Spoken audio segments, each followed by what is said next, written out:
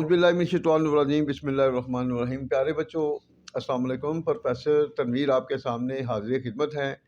प्यारे बच्चों, आज चूँकि आप जानते हैं बीए का रिज़ल्ट आया है और इस रिज़ल्ट में अल्लाह का लाख लाख शुक्र है कि हमारे वो बच्चे जो फ़िज़िकली हमसे पढ़ते रहे और जिन्होंने नोट्स भी लिए, तो रिज़ल्ट हमारा अल्लाह का शुक्र बहुत अच्छा रहा। हम अपने अल्लाह के बहुत ज़्यादा शुक्रगुज़ार हैं कि अल्लाह ने हमें इज़्ज़त बख्शी।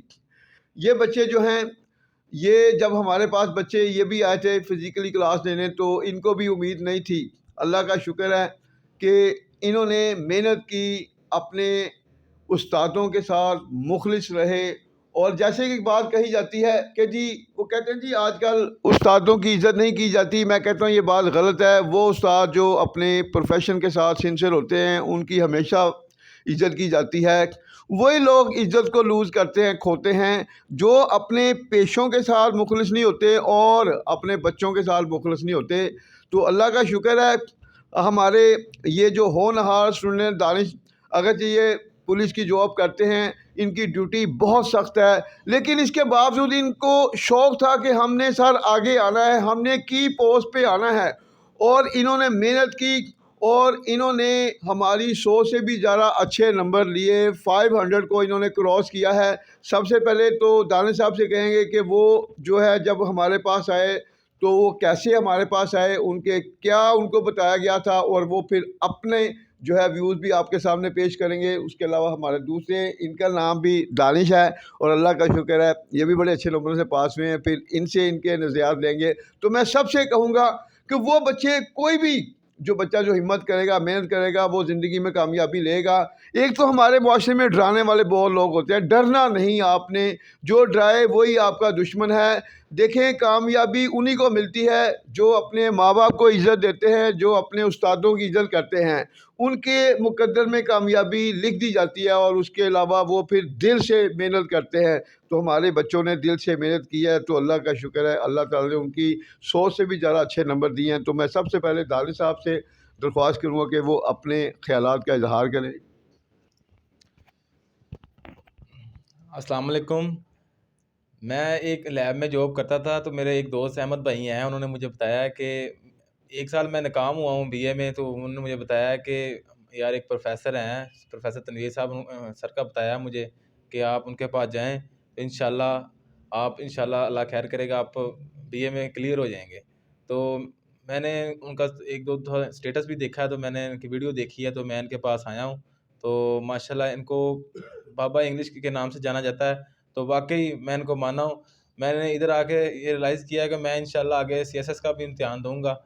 क्योंकि ये एक हमारे बहुत अच्छे प्रोफ़ेसर हैं। ये अल्लाह पाक की हमारे लिए बहुत बड़ी नेमत है, ठीक है? तो बाकी मैं यूथ को ये मशवरा देना चाहूँगा कि कभी भी मुश्किलात से, परेशानियों से दिल ना हारें, ठीक है? अल्लामा इकबाल ने एक नौजवान को शाहीन इसलिए कहा है क्योंकि एक शाहीन जब आंधियाँ तूफ़ान आते हैं, तो जो दूसरे हैं परिंदे अपने घोंसलों में घुस जाते हैं, ठीक है, डर के मारे। जो ये शाहीन है, ये आंधियों और तूफ़ानों से मोहब्बत करने वाला परिंदा है, ठीक है? इसलिए इसको गैरतमंद परिंदा भी कहा गया है। इसलिए अल्लामा इकबाल ने एक नौजवान को, यूथ को शाहीन का लक़ब दिया है, क्योंकि जब ये तूफ़ान आंधियाँ आती हैं, ये तूफ़ानों आंधियों से मुकाबला करता है। तो ये है कि इंसान को कभी भी मुश्किलात, परेशानियों से हिम्मत नहीं हारनी चाहिए। ये आपको बड़ी मंज़िल की तरफ और कामयाब, बेहतर बनाने के लिए आती हैं। तो बाकी देखें, वही बात आ गई कि वो लोग जो ज़िंदगी में मुश्किलात में हिम्मत नहीं हारते, मुकद्दर में उनमें कामयाबी लिख दी जाती है। जैसे कि आप जानते हैं आजकल जो है इसराइल की और फ़लस्तीन की जंग हो रही है, और इसराइल के जो मुजाहिदीन हैं वो चींटी का रोल प्ले, चींटी की हैसियत रखते हैं उनके मुकाबले में, वो एलिफेंट, हाथी। और उसके बावजूद मुजाहिदीन जो हैं वो पुख्ता ईमान के साथ, आपने देखा कि फ़लस्तीन के मुजाहिदीन किस ईमान के जज्बे के साथ उनका सामना कर रहे हैं और उनको ऐसी इबरतनाक शिकस्त दे रहे हैं कि दुनिया देखेगी। इसलिए मैं कहता हूँ, अगर आपके पास ताकत आए तो आप अपनी ताकत का गलत इस्तेमाल मत करें, चूँकि अल्लाह की ज़ात सिर्फ उन्हीं लोगों को सपोर्ट करती है जो अल्लाह की मखलूक से प्यार करते हैं और उसके लिए आसानियाँ पैदा करते हैं। अल्लाह ने जिसको ज़िंदगी दी है, आपको हक नहीं है कि आप उनसे ज़िंदगी छीनें। मैं तमाम नौजवानों से कहूँगा दुनिया के कि वो हुक्मरान जो लोगों को जंग की तरफ ले जा रहे हैं, उनको रोको। चूँकि नई नस्ल नहीं चाहती कि वो जंग में आए, वो अमन से रहना चाहती है। वो भी, उनका भी हक है वो अपनी ज़िंदगी से लुत्फ़अंदोज़ हों। तो इसलिए मैं कहता हूँ कि हमें अमन की तरफ आना चाहिए। जंग अज़ाब है, तो हमें उन लोगों को रोकना है जो जंग करते हैं। हमें हर जगह पर अमन का दर्स देना है और अमन ही से हमें खुशी मिल सकती है। तो लिहाजा मैं फिर बात तो वही करूँगा कि कभी ज़िंदगी में हिम्मत ना हारें। जो लोग हिम्मत नहीं हारते, कामयाबी उनको 100% मिलती है। तो अब मैं अपने प्यारे से होनहार बेटे दानिश से कहूँगा, जी ये भी अच्छे नंबरों से पास हुए हैं कि वो भी अपने ख्यालात का इजहार करेंगे। अस्सलाम वालेकुम। मैं क्या नाम है जॉब भी करता हूँ, उसके अलावा रात को स्टडी भी करता हूँ। तो मेरा घर वाले कहते थे कि बेटा जो बीए इंग्लिश में निकल गया ना, वो सारे सब्जेक्टों में निकल जाएगा। मैंने कहा चलो ठीक है। इंग्लिश वैसे भी कमज़ोर थी और मैं ये कहता हूँ कि मेरी सारी उम्र की जितनी भी इंग्लिश की तालीम है एक तरफ हो जाए और दूसरी तरफ सर से जो मैंने 3-4 माह में पढ़ा है इंग्लिश का, वो एक तरफ हो जाए, तब भी इसका मुकाबला नहीं कर सकती। क्योंकि सर के पास बहुत ज़्यादा नॉलेज है, ठीक है। इनके पास ऐसी टेक्निक्स हैं कि बच्चे को जो चीज़ याद नहीं होती वो 1 मिनटों में याद हो जाए।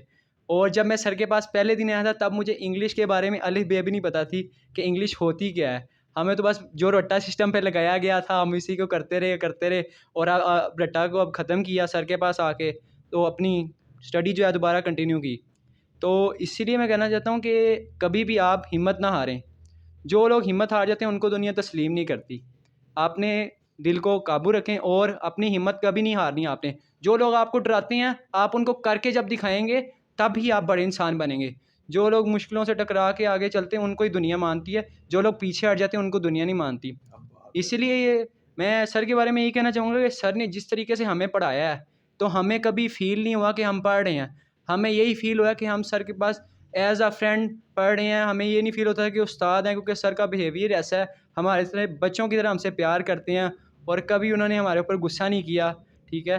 और मैं बच्चों को यही कहना चाहूँगा कि आप बीए की जब तैयारी करते हैं, तो उस्तादों की इज़्ज़त, क्योंकि उस्ताद आपके लिए बहुत मायने रखते हैं, उस्तादों की इज़्ज़त करते रहें हमेशा और आप दुनिया में कामयाब तरीन इंसान हो जाएँगे।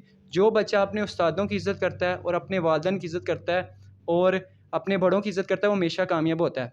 मैं जब सर के पास था, तो मुझे याद है कि एक दिन ना मैं सर का एसी ख़राब हो गया, तो मैं एसी ठीक करने लग गया। मैं ज़रा ना स्विच लगा रहा था, तो सर मुझे कहते नीचे से, "दानिश बेटा, आप ऊपर जाओगे।"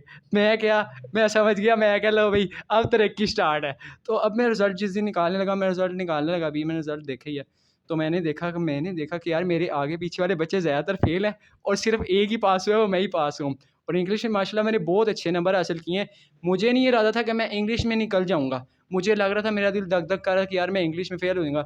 लेकिन मुझे इस चीज़ का यकीन था कि मुझे सर के ऊपर बिलीव था कि सर से मैंने तैयारी की हुई है, मुझे सर की दुआएँ लगी हुई हैं, मैं कभी भी फ़ेल नहीं हो सकता। और अल्लाह के फ़ज़ल व करम से मैं पास हुआ हूँ।